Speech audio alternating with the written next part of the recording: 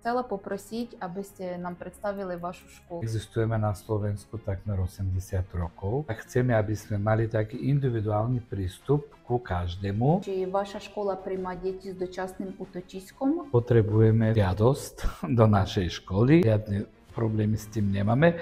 Keď prídu tuto detičky z Ukrajiny, za niekoľko mesiacov oni vedia rozprávať aj v bulharčine. Samozrejme, slovenčina pre nich tiež nie je taká ťažká. Головні výhody вашої школи. Ten vyučovací proces je kvalitný. Бажаю вам успішний школьний рік. Ďakujem veľmi. От 1 септембра ця школьська доказка на Словенську стала повідністю, а й при діти з дочасним уточиськом. Прито som dnes pre vás pripravila rozhovor s riaditeľom základnej bulharskej školy a gymnázia Христа Ботева. Пан riaditeľ, tak no от by som vás chcela poprosiť, aby ste nám predstavili vašu školu. Naša bulharská škola je taká výnimočná. Poprvé, že my existujeme na Slovensku takmer 80 rokov. Po druhé, že u nás sa vyučuje bulharčina, angličtina aj slovenčina. Keď väčšinou z našich detí sú Bulhári, Slováci, Ukrajinci, máme z rôznych krajín, samozrejme, a všetci si vybrali našu školu kvôli kvalitu. My sme malá škola, u nás triedy sú malé, lebo tak chceme, aby sme mali taký individuálny prístup ku každému. Samozrejme, nie je ľahko učiť sa 3 jazyky naraz, ale je to podstata v dnešnej doby, aby si tie niekoľko jazykov vedel. A detičky si vyberajú bulharčinu, lebo je ľahšie ako slovenčina z jednej strany. A z druhej je taký zriedkavý jazyk. Koľko ľudí sa rozprávajú po bulharsky. Samozrejme po anglicky sa rozprávajú takmer každý druhý, ale po bulharsky sa rozprávajú len 6, 8, 10 miliónov ľudí. Je taký zriedkavý jazyk, nie je ťažký. A ešte, že my sme jedna z 2 štátnych bulharských škôl v zahraničí. Jedna je tu v Bratislave, druhá je v Prahe. A ako štátne školy na Slovensku my sme ako aj súkromná. A naši detičky, tuto prvý cudzí jazyk majú slovenčinu, ale na konci 12. ročníka si môžu urobiť aj slovenské maturity, aj bulharské maturity a potom dostávajú aj bulharský diplom, aj slovenské vysvedčenie, čo je výhoda. A už sme všetci, viete, v tej Európskej únie, takže či by to bolo bulharský diplom alebo slovenské vysvedčenie, oni sú rovnako silné. Ale deti tak preferujú, keby mali obidve. Takže každý rok máme aj slovenské maturity, aj bulharské maturity, ich si robíme. A u nás je to zaujímavé, lebo videli ste vonku, máme vynikajúci dvor, o ktorý sa staráme. Máme niekoľko budovy. Maličky deti, ktorí sú na základnej škole, oni sú v tej druhej budove B, kde sú tam ako samostatné, takže tam oni sa nestretávajú z veľkých. U nás neexistuje také slovo ako šikana. Viete, väčšinou veci smiem povedať, že žiadny žiak v našej škole ani nefajčí, to sa nepoužívajú drogy, také nemáme takéto problémy. Len kvôli tomu, že triedy sú malé, malo tam počet žiakov a učitelia sú ako rodina, viete, aj všetky naši deti, aj rodičia. A u nás je veľmi podstatná tá spolupráca s rodičmi a samozrejme aj školská rada.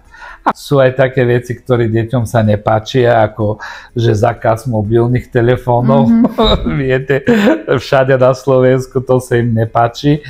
Ale máme školskú jedáleň, samozrejme nedovolujeme ísť vonku na ulici, všetko je tuto v našom areáli. A čo by som povedal, že my sme aj jediná škola na Slovensku, ktorá vlastne autobus. Takže naši deti môžu používať ten školský autobus a deti chodia, viete, na také rôzne kultúrne podujatia a takéto máme aj zaujímavé krúžky, aj uvidíte potom tie triedy u nás, aké sú. Naozaj sme také rozlišní ako ostatných školy, proste sme iní. Ale u nás sa dá tiež také kvalitne sa naučiť aj v slovenčine, aj v bulharčine a naučiť sa všetky tie jazyky. Chcem sa vás opýtať, či vaša škola príjma deti s dočasným útočiskom a ak áno, tak za akých podmienok? Samozrejme, že u nás není to tak ťažké. Jediné, čo potrebujeme, sú, viete, žiadosť do našej školy. Tam si prinesú aj kopie z rodného listu, preložené do slovenčiny. Samozrejme, aj potrebujeme aj taký dokument, že ktorý ročník skončil. Napríklad v Ukrajine, že ak skončil 3. alebo 4. ročník a tiež preložené.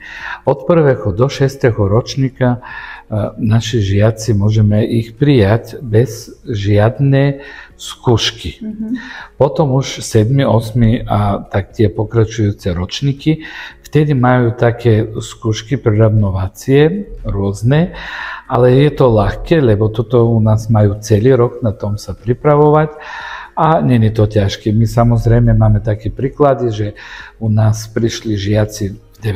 ročníku a museli robiť skúšky z 8. aj z 9. ročníka a samozrejme si to urobili veľmi úspešne a už sú 11. ročník a maturujú na budúci rok. Takže žiadne problémy s tým nemáme, len by sme chceli a musíme mať tie dokumenty preložené do slovenčiny alebo do bulharčiny. Ako podľa vašich skúseností prebieha adaptácia detí z Ukrajiny? Smiem povedať, že to není ťažko. Keď prídu tuto detičky z Ukrajiny, oni vedia azbuku. Viete, a pre nich bulharčina je už nejako známa. Takže keď začnú z tej našej azbuke pracovať, proste potrebujú veľmi tak málo času, aby sa k tomu takto dostali a za niekoľko mesiacov oni vedia rozprávať aj v bulharčine. Samozrejme, slovenčina pre nich tiež nie je taká ťažká. Ťažké, keď začnú písať, dokým si zvyknú z tej latinčine, ale tuto pomáha aj angličtina, ktorá sa vyučuje. Aj samozrejme učitelia. Učitelia sú ten tak hlavný spôsob, ktorý im pomáha, aby to nejako zvládli rýchlo a bez problémov. Nemáte sa o čoho bať. Naozaj nie je to tak ťažké. Naozaj pre nich je to. A detičky, viete, oni veľmi rýchlo si zvyknú na tieto veci. Veľmi rýchlo. Máme tu deti, ktorí o 3 mesiace začínajú rozprávať v bulharčine. Voľne, tak vôbec bez problémov. V čom podľa vás spočívajú hlavné výhody vašej školy? Hlavné výhody? Ja som tak poprvé začal možno s tým, že u nás ten vyučovací proces je kvalitný. A naozaj naši učitelia sú veľmi dobrí a oni to vedia pracovať v taká také multikultúrne prostredie. A naši učitelia sú vycvičení, môžem povedať, a dobre veľmi vyučení, ako sa majú správať s detí, pre ktorých bulharčina není rodný jazyk. A oni to veľmi dobre ovládajú, takže to je prvá výhoda. A druhá možno poviem, že ten vyučovací proces, okrem že je kvalitný, on je aj väčšinou taký individuálny, lebo naše triedy sú malé a ten prístup, ktorý máme k žiakom, je naozaj ako rodinný. A predstavte si jedna trieda, kde sú 28 detí, nemôžeš sa každému venovať.